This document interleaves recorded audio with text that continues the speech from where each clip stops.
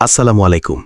অত্যন্ত সূক্ষ্ম এবং ধৈর্যশীল কাজের একটি বাস্তব উদাহরণ হল এই মাইক্রো সোল্ডারিং। আজকের ভিডিওতে আমরা দেখব কিভাবে একটি মাদারবোর্ডের অত্যন্ত ছোট অ্যান্টেনা কানেক্টর নিখুঁতভাবে পরিবর্তন করা হয়। এই ধরনের কাজের প্রতিটি ধাপে প্রয়োজন হয় গভীর মনোযোগ এবং স্থির হাতের স্পর্শ। আমরা দেখতে পাচ্ছি পুরনো এবং নষ্ট হয়ে যাওয়া কানেক্টরটি সরিয়ে ফেলার জন্য মাদারবোর্ডে হিট এবং ফ্ল্যাক্স ব্যবহার করা হচ্ছে।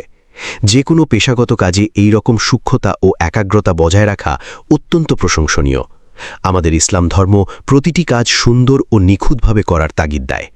এ প্রসঙ্গে রাসূলুল্লাহ সাল্লাল্লাহু আলাইহি ওয়াসাল্লাম বলেছেন, নিশ্চয়ই আল্লাহ পছন্দ করেন যে যখন তোমাদের কেউ কোনো কাজ করে তখন সে যেন তা নিখুঁত ও সুন্দরভাবে সম্পন্ন করে। রেফারেন্স আল বাইহাকি, শুআবুল ইমান, আল আলবানী, সিলসিলা সহিহা 1113। এখানে সোল্ডারিং উইক ব্যবহার করে প্যাডের অতিরিক্ত রাং বা সোল্ডার অত্যন্ত যত্ন সহকারে পরিষ্কার করা হচ্ছে, যাতে নতুন কানেক্টরটি সুন্দরভাবে বসানো যায়। মাইক্রোস্কোপের নিচে প্রতিটি ক্ষুদ্র অংশকে পরিষ্কার করার এই দৃশ্যটি আমাদের মনে করিয়ে দেয় যে ভালো ফলাফলের পেছনের প্রস্তুতি কতটা নিখুঁত হওয়া প্রয়োজন। একটু অসতর্কতা এখানে পুরো মাদারবোর্ডটিকে চিরতরে নষ্ট করে দিতে পারে। এবার পরিষ্কার করা জায়গায় নতুন কানেক্টরটি বসিয়ে পুনরায় সোল্ডার করা হচ্ছে। মেধা ও শারীরিক শ্রমের সমন্বয়ে নিজের হাতের কাজের মাধ্যমে জীবিকা অর্জন করা একটি অত্যন্ত মর্যাদাপূর্ণ কাজ।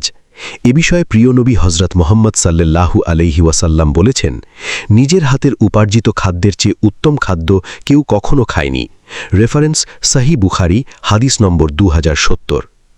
ধৈর্য এবং একাগ্রতার মাধ্যমে নতুন কানেক্টরটি তার সঠিক স্থানে সুন্দরভাবে প্রতিস্থাপিত হল।